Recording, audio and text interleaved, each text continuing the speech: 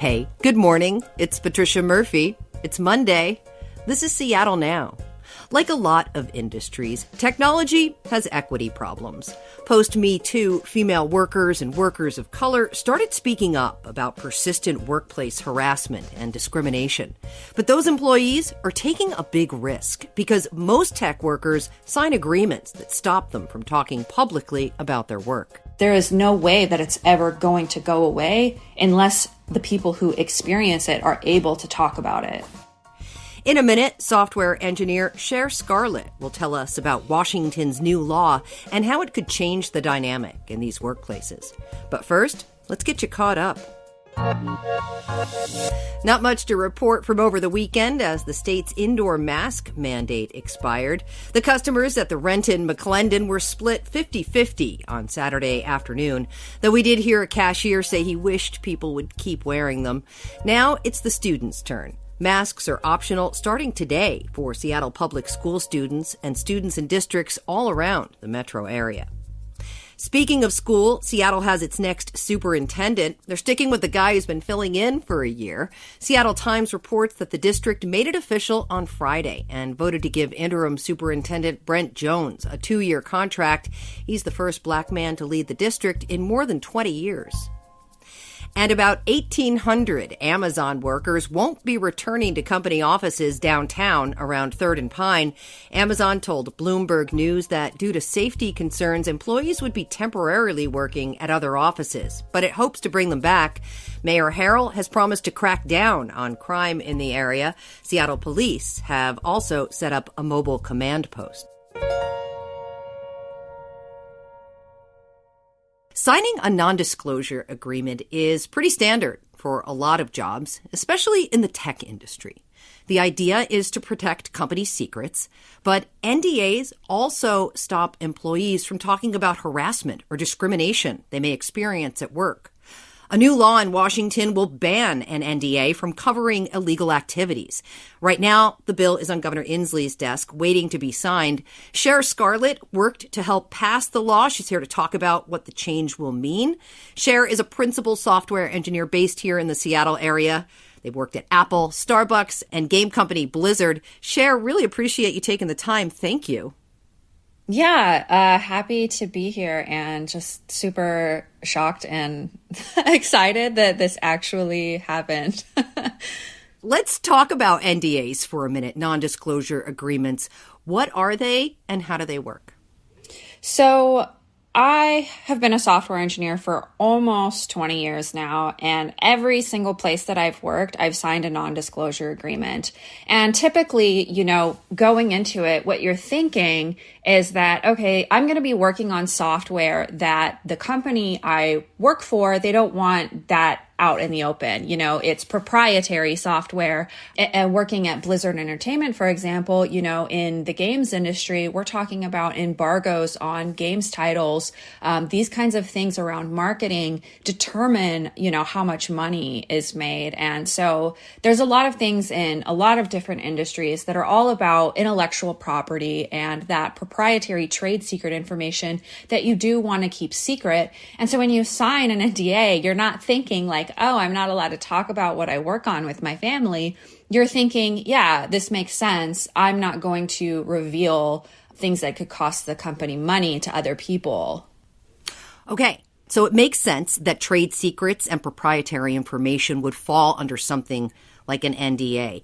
But it also captured a lot of other things that happen in the office, and this new bill will address some of them. It will stop employers from using these kinds of agreements to cover certain things like assault, harassment, and discrimination. How often were these agreements actually enforced under these kinds of situations?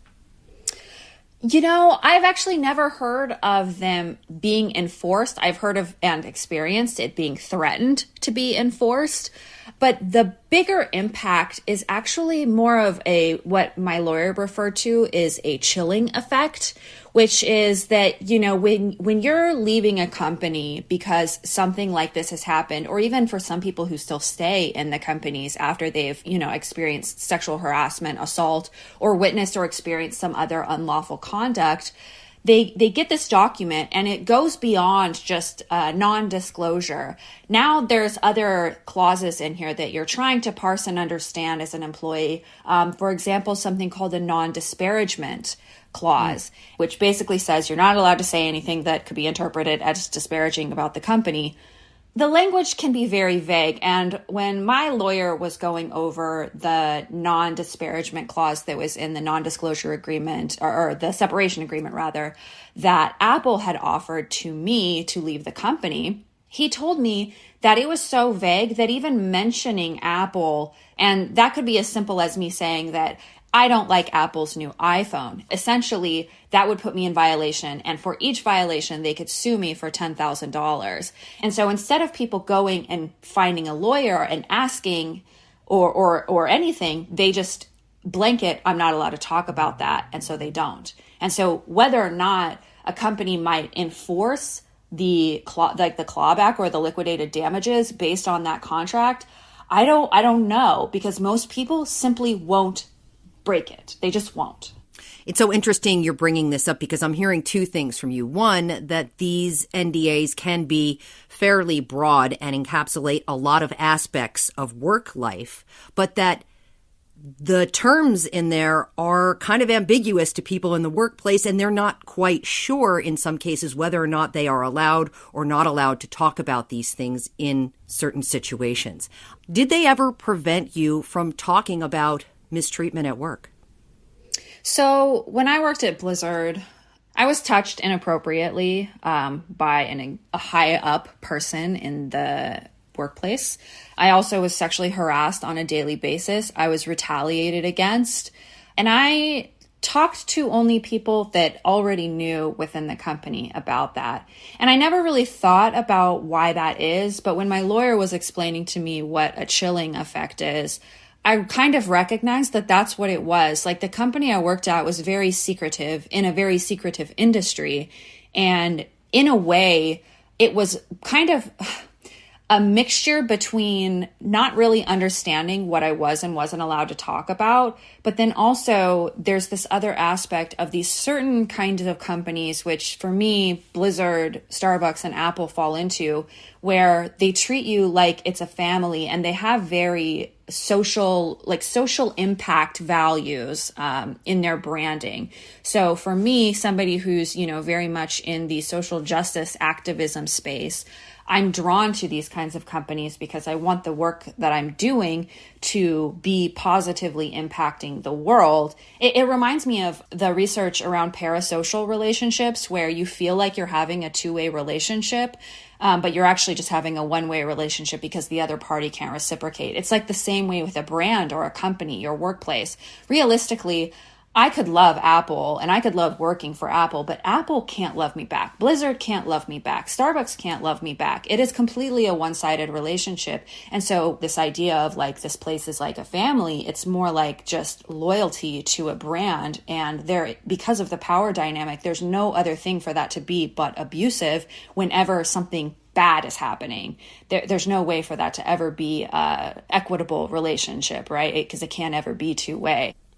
We talked a little earlier about the chilling effect of NDAs, but you did speak out later in your career when you worked at Apple. And I think this highlights a different scenario where NDAs come into play. There was a conversation happening at Apple about pay equity, and you put together a survey for Apple employees to fill out and compare salaries to see if there are gender and race gaps. So if people of one gender or race are paid more than others. You were accused of violating your NDA just for talking publicly about salaries. And I think people might find that surprising. Yeah. And the whole reason I actually started the survey was because other people had been trying to gather this data, and they were reporting that the people team, which is Apple's HR department, had been shutting them down. I was in a sort of unique position to say, like, okay, like, I know right now that if they're actually shutting these down, it's against the law. I will post about it. I will make it very public. If you want to gather this data, I'm going to give you the platform to do it.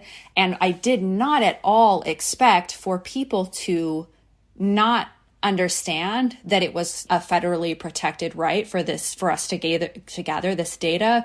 We're again talking about the chilling effect. Some of my teammates, including a teammate who sent me an email, the way that he talked to me about it was that his line and my line were not the same, because his line is that everything is secret because that's the best way to protect the company. And I found that was so pervasive in Apple that some people told me that they were terrified if they crossed that line, that they would lose their jobs, that they felt like if they even went to HR about it, that they could lose their job.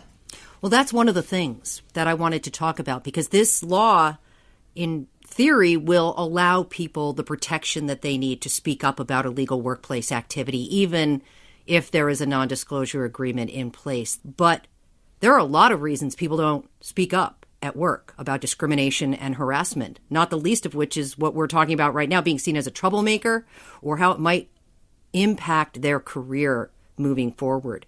So I wonder, given what you know and given your own experience, how much you think this bill will change things in the workplace. I think that this law is laying the foundation to start changing something that took, a couple decades to be the way that it is.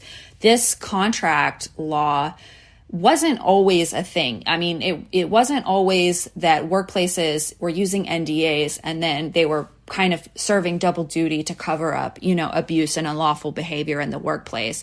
This is something that has been building for the past 10 or 15 years.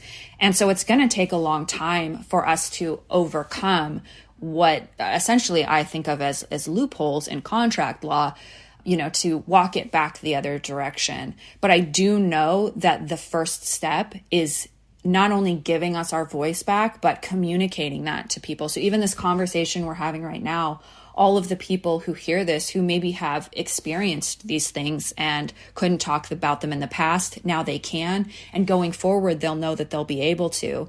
And the biggest piece of power in a workplace is actually the people who make up that workforce.